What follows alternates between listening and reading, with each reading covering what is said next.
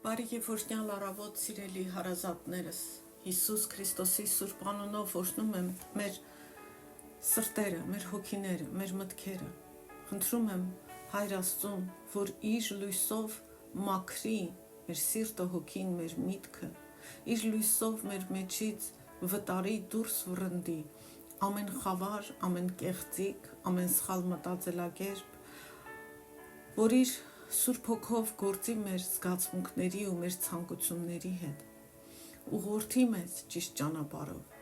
որպեսզի մեր զգացմունքները, մեր ցանկությունները համապատասխանեն Աստծո կամքին եւ մեզ չտանեն կործանման, չտանեն ստի մեջ, չտանեն կարծեցյալ հաճույքի ու լավ բանի մեջ, որի հետևում իրականում չարիքն է թաքնված։ Փիլիպացիներ 3-րդ նամակի 13-րդ խոսքում Պողոս առաքյալն ասում է. «Եղբայրներ, ես ինձ չեմ համարում, որ հասել եմ, բայց մի բան կա, հետևում թողածը մոռանալով դեպի առջևում եղածներն եմ ձգտում»։ Ես այս խոսքերը բերում եմ Հայր Աստծո առաջ եւ Հիսուս Քրիստոսի անունով գալիս եմ Տեր քո սուրբ ոտքերի առաջ, քո շնորհի գահի առաջ ու խնդրում եմ Տեր յուրաքանչյուրիս համար, ինձ համար, ընտանիքիս բոլոր անդամների, գերդաստանիս անդամների համար, բոլոր լսողների համար, բոլոր քրիստոնյաների համար, որ մեր մոտեցումը մեր անցյալի հանդեպ, մեր անցյալի ցավերի, վերքերի, հիասթափությունների, վիրավորանքների ու անգամ մեր հաջողությունների ու հաղթանակների հանդեպ փոխես Տեր, որ դրանք կապանքներ ու կուռքեր չդառնան մեզ համար, որ մեզ չխանգարեն ապրել հավատալով ու վստահելով Հիսուս Քրիստոսին, որ մեր հիասթափությունն ու ցավը քարեր չդառնան կախված մեր պարանոցից ու ոչ էլ մեր հաջողություններն ու հաղթանակները մեզ գոռոզացնեն ու մեծամտացնեն ու զրկեն խոնարհությունից ու հնազանդությունից։ Օգնիր, որ մենք մեր աչքերը ամեն իրավիճակում, ամեն պահ ու թարմ կերպով պահենք Հիսուսի վրա հառած, հիշելով, որ նա է մեր Տերն ու Փրկիչը, որ նա իր կյանքը տվեց մեզ համար եւ իր հարությամբ մեզ կյանք տվեց։ Բոլոր նրանց համար էլ, ովքեր դեռ Հիսուսին չեն ճանաչում, չեն ընդունում, ողորմիր Տեր, որ իրենց անցյալի փորձառությունները, թե լավ, թե վատ, անանցանելի պատ չմնան իրենց համար, չարիք չդառնան իրենց կյանքում ու իրենց գերի չմնան իրենց զգացմունքներին ու մտածելակերպին, իրենց ցավին կամ իրենց հաջողությանը ու մնան զրկված հույսից, ներումից, արդարացումից, բժշկությունից, ազատագրումից, ուրախությունից ու հավիտենական կյանքից, որ Հիսուս Քրիստոսի մեջ է, ու բոլոր նրանց բաժինը, ովքեր վստահում են Հիսուսին ու ապրում նրանով ու նրա համար, իրենց բաժինն էլ դառնա Տեր, աշխատիր ամեն մեկի կյանքում, օգտագործիր ամեն մեկի ցավը, հիասթափությունը, հաջողությունը Տեր, դեպի քեզ բերելու համար, ճշմարտությունը բացելու համար,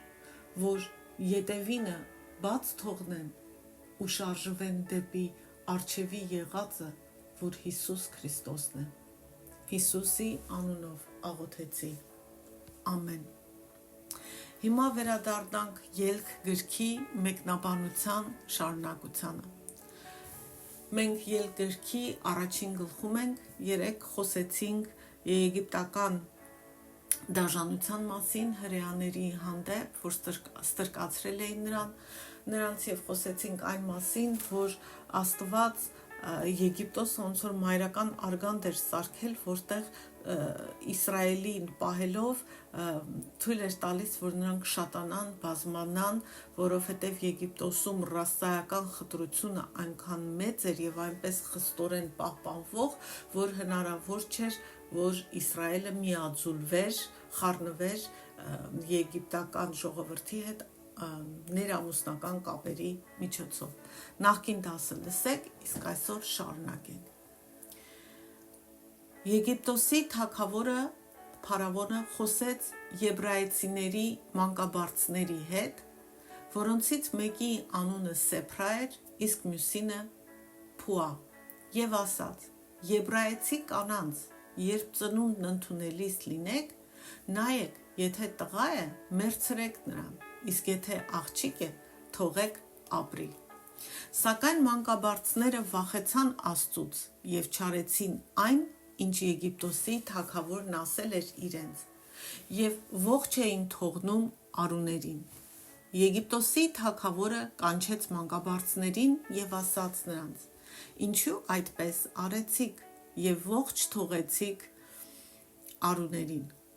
տղաներին։ Մանկաբարձներն ասացին փարավոնին, որովհետև եբրայեցի կանայք եգիպտացի կանանց նման չեն, նրանք առույգ են, մանկաբարձը դեռ նրանց մոտ չգնացած ծննդաբերում են։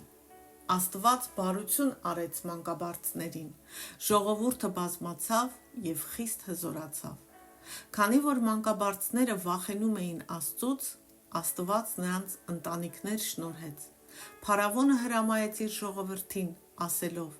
ծնված ամեն մի տղայի գետը նետեք, իսկ ամեն աղջկա ողջ թողեք։ Հայր Աստված, ես քո սուրբ խոսքերի համար շնորհակալություն եմ ասում, գոհություն եմ ասում, Տեր, եւ թող քո խոսքերը իրենց ամբողջ զորությամբ գործեն ամեն լսողի մտքում, կյանքում, բերելով ճշմարտությունը քո լույսը, քո սերը, եւ նաեւ ակտիվացնելով եւ արձակելով քո նպատակները իրենց կյանքում։ Տեր, թող ամենքիս սիրտ այս խոսքերի միջոցով մանկաբարձների նման Աստծո երկյուղը մուտք գործի, Աստծո վախ ունենանք, որը մեզ կդրթի դեպի քեզ եւ հեռու մեղքից, կդրթի դեպի քո արդարությունը եւ հեռու չարիքից, որ մենք գործիքներ չլինենք չարի ձեռքում։ Հիսուսի անունով նորից աղոթեցի։ Ամեն։ Տեսնում ենք, որ Եգիպտոսի թագավորը փորձում է ոչնչացնել Իսրայելի Հակոբի գերդաստանը ու դեմն առնել նրանց բազմացման, հրամայելով սպանել բոլոր տղա նորածիններին, բայց մանկաբարձուհիները հնազանդվում են Աստծուն եւ չեն ենթարկվում փարավոնին։ Եգիպտոսի թագավորը խոսեց եբրայեցիների մանկաբարձների հետ, որոնցից մեկի անունը Սեփրա էր, իսկ մյուսինը Փուա, եւ ասաց. Եբրայեցի կանանց, երբ ծնունդն ընդունելիս լինեք, նայեք, եթե տղա է, մերցրեք նրան, իսկ եթե աղջիկ է, թողեք ապրի։ Սա չի նշանակում, որ միայն այս երկու կանայք են միակ մանկաբարձուհիները, բայց Աստվածաշնչում այս երկուսն են նշում։ Նրանք հավանաբար մանկաբարձուհիների որևէ միության առաջնորդներն էին։ Սեփրա անունը նշանակում է գեղեցկություն, իսկ Փուա անունը նշանակում է շքեղություն։ Եգիպտոսի փարավոնը հրամայեց այս մանկաբարձուհիներին սպանել Իսրայելի բոլոր նորածին տղա երեխաներին, որպեսզի լիովին թուլացնի եւ գործնականում ոչնչացնի Իսրայելի ժողովրդին մեկ սերնդի ընթացքում։ Մենք կարող ենք փարավոնի այս հրամանը դիտարկել որպես համահունչ հրեաների հանդեպ սատանայի դարերով եկած ատելության ծրագրին։ Ծրագիր, որի նպատակն է վերացնել Աստծո ժողովրդին, ումից պիտի գար Աստծո օծյալը, Աստծո ընտրյալը, Մեսիան, Հիսուս Քրիստոսը։ Ուրեմն սա հարձակում էր Աստծո Մեսիայի դեմ, եւ որ Իսրայելի ժողովուրդը իր դերը, որ Աստված էր կարգել, նախապլանավորել, չկատարի մարդկության փրկագնման աստվածային ծրագրում։ Իհարկե փարավոնը այս ամենը չգիտեր, բայց սատանան գիտեր, որ գործում էր փարավոնի միջոցով։ Սատանան գիտեր, որ Մեսիան, կնոջ սերունդը, նա ով կջարդեր իր գլուխը, գալու էր Իսրայելի որդիներից։ Հետևաբար սատանան փորձեց ոչնչացնել ամբողջ ազգը մեկ սերնդում,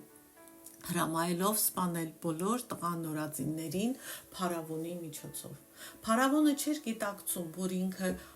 սատանայի ծրագիրն է իրականացնում, չէր հասկանում, որ իր վախը գալիս է, սատանան է ուղղորդում իր վախը եւ իր վախը վերածում ատելության հրեաների հանդեպ։ ես այստեղից ուզում եմ բոլորիս համար խորհուրդ տալ, չատել հրեաներին, չդառնալ սատանայի ձեռքգործիկ, հրեաների հանդեպ իրենց արածի, չարածի, իրենց արածը, չարածը չօգտագործել նրանց ատելու համար, նրանց չարիք ցանկանալու համար, որտեվ այդպես վարվողը դառնում է գործիք սատանայի ձեռքում, Աստծո ընտրյալ ազգի դեմ, Աստծո ծրագրի դեմ, որտեվ Աստված այդ ազգին ընտրել էր, որպեսզի նրանով օրհնություն բերի ազգերին։ Մանկաբարձուհիները քաջաբար հնազանդվում են Աստծուն, մարդկանց հնազանդվելու փոխարեն, եւ Աստված օրհնում է մանկաբարձուհիների փրկարար ջանքերը։ Սակայն մանկաբարձները վախեցան Աստծուց եւ չարեցին այն, ինչ Եգիպտոսի թագավորն ասել էր իրենց եւ ողջ էին թողում արուներին։ Եգիպտոսի թագավորը կանչեց մանկաբարձուհիներին եւ ասաց նրանց. ինչու այդպես արեցիք եւ ողջ թողեցիք արուներին։ Ինչպես մանկաբարձները վախեցան Աստծուց եւ չարեցին այն, ինչ Եգիպտոսի թագավորն ասել էր իրենց եւ ողջ էին թողում արուներին, այդպես էլ մենք պիտի Աստծուց վախ ունենանք եւ չչարախոսենք հրեաների մասին։ Ես նորից եմ ասում, ոչ թե չտեսնել նրանց արած սխալները, նրանց արած վատ կայացրած սխալ որոշումներ, որ չարիք են բերում ուրիշներին։ Ես դա չեմ ասում, բայց ես ասում եմ չատել, չնայել աչքիդ տեսածին, հավատալ քո մարդկային հասկացողությանը եւ այդպես գործիք դառնալ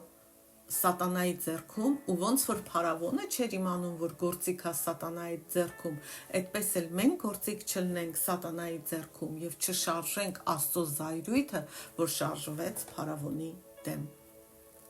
Գրեթե վստահաբար կարելի է ասել, որ մանկաբարձուհիները վախենում էին փարավոնից եւ նրա իշխանությունից, բայց նրանք ավելի շատ վախենում էին Աստծուց։ Այդպես պետք է լինի եւ մեզ հետ։ Մենք պիտի Աստծո երկյուղ ունենանք, վախ Աստծուց մեր մեջ, որ մեզ հետ կպահի չարիք գործելուց, չարիքի հետ համագործակցելուց, վստահելուց մեր հասկացողությանը, որ մեզ թույլ կտա մտածել, որ գուցե մենք մի բան ամբողջությամբ չենք հասկանում եւ Աստծո կամքը կկատարենք։ Նրանց համար ընտրությունը պարզ էր։ Քաղաքացիական կառավարությունը հրամայել էր իրենց անել մի բան, որը ակնհայտորեն հակասում էր Աստծո պատվիրանին։ Մանկաբարձուհիները արեցին միակ ճիշտ բանը։ Նրանք հնազանդվեցին Աստծուն եւ ոչ թե մարդուն, այս դեպքում փարավոնին կամ մարդկանց։ Եվ նրանք նորածին տղա երեխաներին կենդանի պահեցին, չսպանեցին։ Մանկաբարձուհիները գործեցին նույն սկզբունքով, ինչ որ հալածված առաքյալները դարեր անց արեցին, որը տեսնում ենք Գործք առաքելոցի 4 գլխի 19-րդ խոսքում, երբ Պետրոսը հարցրեց քաղաքացիական ու կրոնավոր իշխանություններին. միթե Աստծո առաջ արդար է ավելի շատ ձեզ լսել, քան Աստծուն։ Եկեք պարզություն բերենք այս հարցում։ Ընդհանուր առմամբ Աստվածաշունչը պարզ ու հստակ մեզ ասում է, որ հնազանդվենք կառավարությանը եւ պատվենք քաղաքացիական ու ամեն կարգի իշխանությունների։ Կարդանք Հռոմեացիներ 13-րդ գլխի 1-5 խոսքերը։ Ամեն մարդ թող հնազանդվի իր վրա եղած իշխանություններին, որովհետև չկա իշխանություն, որ Աստծուց չլինի,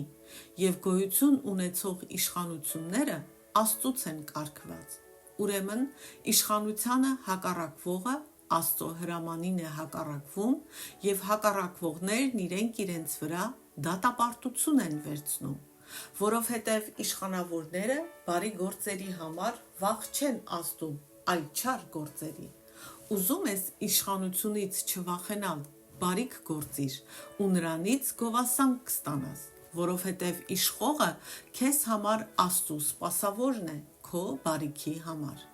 Իսկ եթե չարիք գործես, վախեցիր, որովհետև սուրն իզուր տեղը չի կրում։ Նա Աստծո սպասավորն է չարիք գործողին բարկությամբ պատժելու համար։ Դրա համար պետք է հնազանդ լինել ոչ միայն բարկության վախի պատճառով, այլ խղճի համար ևս։ Սա է ասում Աստվածաշունչը։ Բայց սա ասելով հանդերձ պետք է հասկանանք, մենք երբեք կոչված չենք կառավարությունը իշխանավորներին, մեր վրա իշխանություն ունեցողներին Աստծո տեղ դնել։ Հետևաբար, եթե կառավարությունը մեզ ասում է անել, ասել, մտածել, հավատալ ինչ-որ բանի, որ Աստծո կամքին հակառակ է, մենք պետք է հնազանդվենք Աստծուն։ Ուշադիր հնազանդվենք Աստծուն,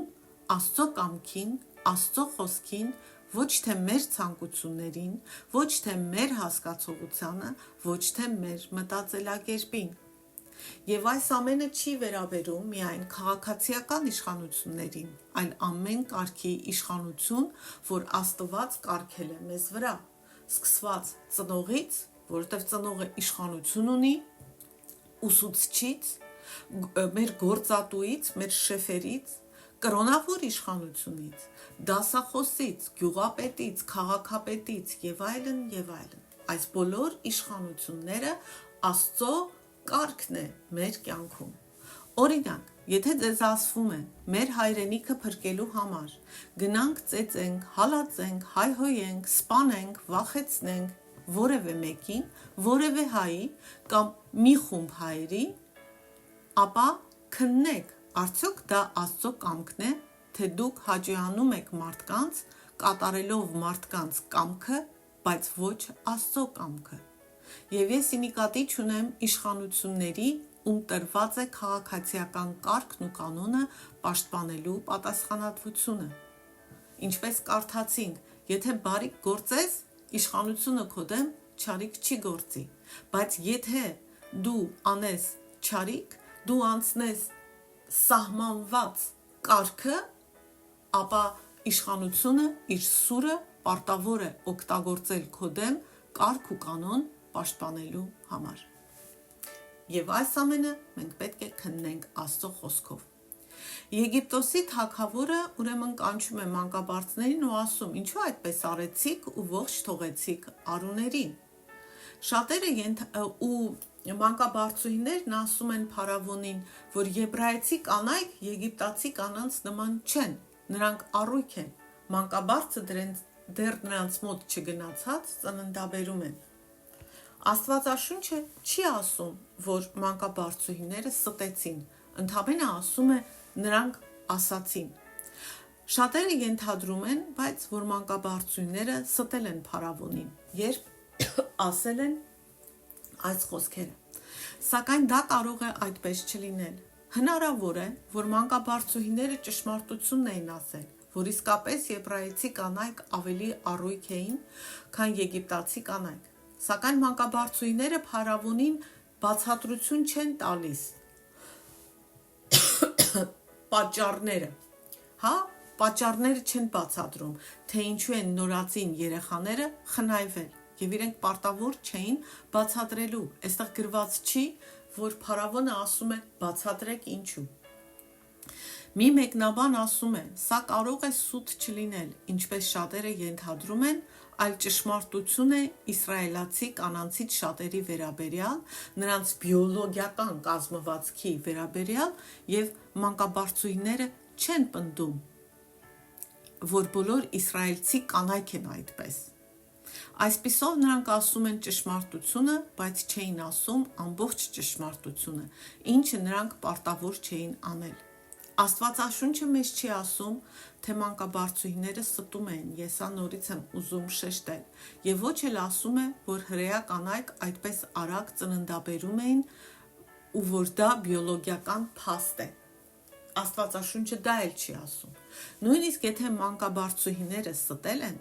նրանց գովաբանում են, Աստված նրանց գովաբանում է ոչ թե ստելու համար, այլ որ մերժել են սպանել նորածիններին ու նրանց կյանքը խլել, ասում է մեկ այլ մեկնաբան։ Սա շատ կարևոր հարց է, որտեղ ես ստի հանդեպ շատ սուղ տեսակետ ունեմ ու գուցե սրանով Աստված հենց իմ սրտի հետ է խոսում։ բայց սրա մեջ ավելի չեմ ուզում խորանալ, թող ամեն մեկիս Աստված բացատրի այստեղ, թե ինչ կատարվեց։ Նրանք ստում էին, թե ասում էին ճշմարտությունը առանց խորությամբ պատճառները տալով փարավոնին։ Աստված բարություն արեց մանկաբարձներին։ Նույնիսկ եթե մանկաբարձուհիները խաբել էին փարավոնին, Աստված չօրհնեց նրանց ստելու, փարավոնին խաբելու համար, այլ Աստված օրհնեց նրանց աստվածային քաջություն ունենալու համար, Աստծո երկյուղ ունենալու համար, եւ որ Աստծուն հնազանդվեցին մարդու փոխարեն։ Ժողովուրդը բազմացավ եւ խիստ հզորացավ, որքան ավելի ուժեղ էին հալածանքները Աստծո ծրագրի դեմ, Աստծո ժողովրդի դեմ, նրանց բազմացնելու, շատացնելու, Իսրայելի որդիներին շատացնելու Եգիպտոսում, այնքան Աստված ամեն բան անում էր, որ իր ծրագիրը հաջողությամբ պսակվի եւ իրականանա։ Ոչ մի մարդու ծրագիր եւ ոչ էլ սատանայի ծրագիր չի կարող խափանել Աստծո ծրագիրը քո կյանքում, եթե ինքդ դեմ չգնաս Աստծո ծրագրին եւ չհրաժարվես։ Սա Աստծո բարության եւ զորության հրաշալի օրինակ է։ Փարավոնն ասաց. թող իսրայելցիները պակասեն, իսկ Աստված ասաց. թող ավելանան ու բազմանան։ Փարավոնն ասաց. կանգնեցրեք նրանց աճը, իսկ Աստված ասեց. շատացեք։ Եթե այս բախումը, այս մարտը միայն փարավոնի եւ Իսրայելի ժողովրդի միջև լիներ, փարավոնը անկասկած կհաղթեր, բայց իրական մարտը ներառում էր Աստծուն, սա Աստծո պատերազմն էր։ Այս հավասարման մեջ Աստված էր կենտրոնական դերում եւ դրա համար ամեն ինչ փոխվեց։ Աստված ակնհայտորեն հաղթեց այս մարտում, բայց Աստված իր հաղթանակը տարավ որոշ քաջարի անհատների միջոցով, ինչպիսիք են այս մանկաբարձուհիները ու նաև եբրայեցի կանայք, ովքեր պատրաստ էին դիմակայել փարավոնի իշխանությանը եւ անել այն, ինչ ճիշտ էր։ Քո կյանքում էլ, եթե դու հավատում ես Հիսուս Քրիստոսին, քո կյանքի իրավիճակի, քո դժվարությունների, քո հիվանդության, քո անհուսության մեջ մի մոռացի, որ հավասարման մեջ գոյություն ունի Աստված, որ այդ ամենի հետ դու մենակ չես մնացել, այլ կա Աստված, որ ամեն ինչ կարող է փոխել, որ նա է քո համար պատերազմողը։ Եթե դու համագործակցես նրա հետ, նրանից վախ ունենաս, չհամագործակցես քո մտքի հետ, քո վախերի հետ, որը սատանան է շահարկում քո դեմ։ Աստված ակնհայտորեն հաղթեց այս մարտում եւ կհաղթի քո կյանքում, եթե նրան վստահես եւ աչքերդ Հիսուսի վրա հառած պահես։ Քանի որ մանկաբարձները վախենում էին Աստծուց, Աստված նրանց ընտանիքներ շնորհեց։ Խոսքը մանկաբարձուհիների մասին է։ Սա Աստծո օրհնությունն էր մանկաբարձուհիների համար։ Նա նրանց հնարավորություն տվեց ունենալ իրենց սեփական երեխաները, իրենց սեփական ընտանիքը։ Սովորաբար մանկաբարձուհու գործը այդ ժամանակ անում էին կանայք, ովքեր իրենց սեփական երեխաները չունեին։ Ուրեմն տեսնում ենք, որ Աստված օրհնում է իրենից երկյուղ ունեցողներին, իրեն հնազանդվողներին, իր կամքը կատարողներին, արդարությունն ու ճշմարտությունը անողներին։ Փարավոնը հրամայեց իր ժողովրդին ասելով. ծնված ամեն տղայի գետը նետեք, իսկ ամեն աղջկա ողջ թողեք։ Տեսնելով, որ իր չար ծրագիրը չստացվեց, Փարավոնը շատ ավելի սարսափելի հրաման է տալիս, որ հիմա էլ բոլոր հրեա արդեն ծնված ու նորածին տղա երեխաները պետք է սպանվեն գետը նետվելով։ Եվ Աստված այս հրամանն էլ Փարավոնի եւ Սատանայի իր ծրագրի ու նպատակի համար օգտագործեց։ Իսկ այդ մասին կկարդանք հաջորդ գլխում, բայց այն, որ սովորում ենք, որ Սատանան չի դադարում պատերազմել Աստծո ժողովրդի դեմ, ատել Աստծո ժողովրդին, ոչ թե նրա համար, որ նա քեզ չի սիրում, այլ նա չի սիրում Աստծուն, նա ատում է Աստծուն։ Բայց դու, եթե ուզում ես հաղթել Սատանային, պետք է հնազանդվես Աստծուն, Աստծո երկյուղ ունենաս, Աստծուն առաջինը դնես քո կյանքում ծուն կծալես Աստծո առաջ եւ ոչ թե քո կամ մարդկանց կամ սատանայի։ Այսքանը այսօր Աստված օրհնի, պահի, պահպանի, առաջնորդի եւ ամեն կապանքներ քանդի մեր վրայից, որպեսզի քայլենք այն ազատության մեջ, որ միայն Հիսուս Քրիստոսով է։